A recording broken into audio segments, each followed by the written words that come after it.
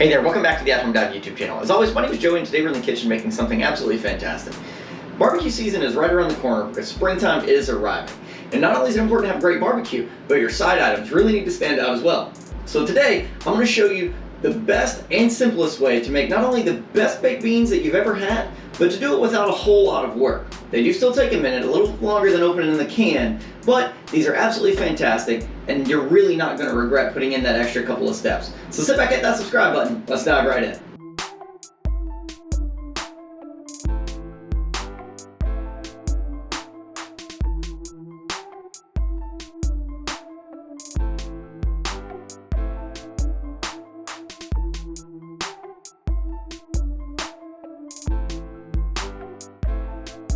Today we have a pretty simple list of ingredients here on the counter, and most of these things, maybe with the exception of a couple, you're already going to have at your house. So we're going to start by looking at our bacon. You can use whichever bacon you'd like, but I like thick cut bacon, and I'm going to use 1/2 pound. I've got 2/3 cups of packed brown sugar, 1 teaspoon of paprika, 2 tablespoons of mustard, I prefer Dijon, 3 tablespoons of Lee & Perrins Worcestershire sauce, 3 tablespoons of apple cider vinegar, 4 ounces of maple syrup, 1/2 cup of tomato sauce, 1 green bell pepper.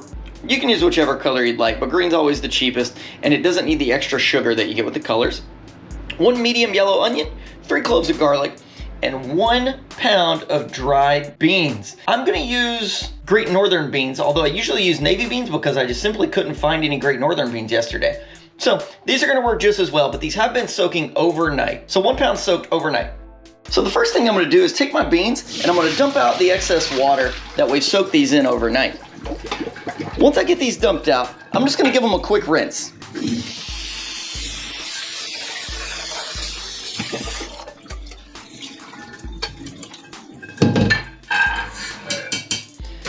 Now I'm going to cover these in clean water.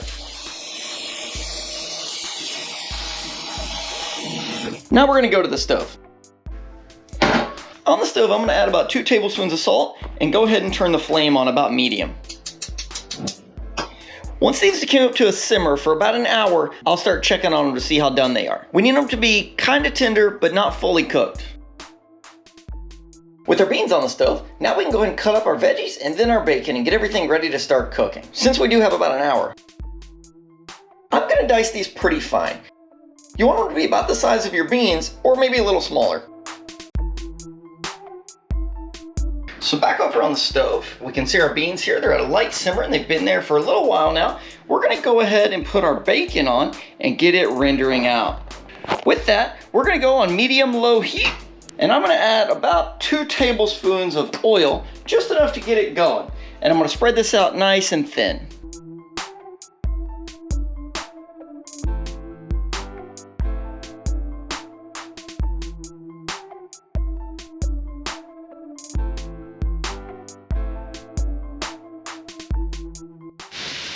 Now, since you can see that our bacon's nice and crispy and we're starting to get a little bit of color around the pot here, we're going to go and add in our onions and peppers.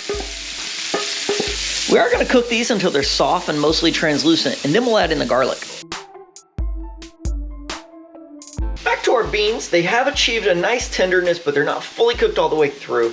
This is exactly what we're looking for because we are going to cook these a little while longer. So while these cook, I'm going to bring our beans over to the sink and strain them out, reserving the liquid that they are cooking in because we're going to need some of that here in a little bit, okay? So keep the liquid, keep the beans, but keep them separate.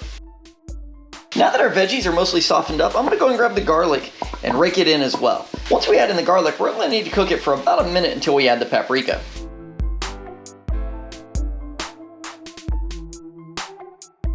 Now that our garlic's nice and fragrant, we can go ahead and add in our paprika. There's no real method to this, just sprinkle it in and give it a stir. We only need to cook our paprika for about 30 seconds, just until it gets nice and toasty and woken up before we add in all the other ingredients. This is when the recipe really starts to come to life as we're building these layers of flavor. We mentioned keeping our boiling liquid for our beans. I'm going to go ahead and add about 1.5 cups of this first into the pan, and we're going to let this lift all the color off the bottom of the pan and get all these flavors that are lingering around in here combined and back into the main mix. Once we've done that, we're going to go ahead and add in all the other ingredients.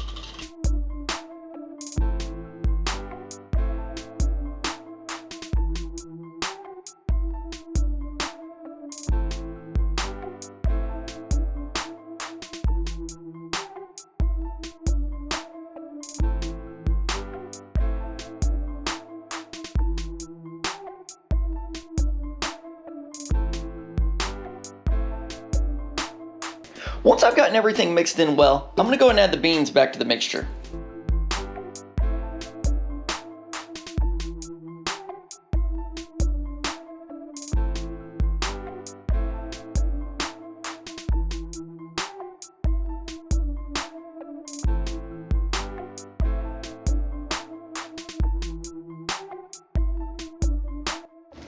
Now that our beans have came up to a simmer for about 2 to 3 minutes, we know that they're nice and hot all the way through. I'm going to go ahead and put a lid on these and place them into our 325 degree preheated oven for about 2 to 3 hours. If your beans need to thicken up along the way, feel free to remove the lid to let some of the moisture escape. And if they're too thick, feel free to add a little bit more of your reserved boiling liquid back to the beans and give them a stir.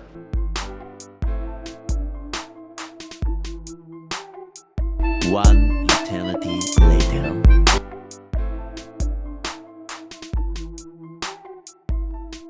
So these have cooked for about 2 hours now, and as we pull the lid off here, you can see the steamy, rich goodness, and a lot of that sauce is soaked right into the beans, which is our goal.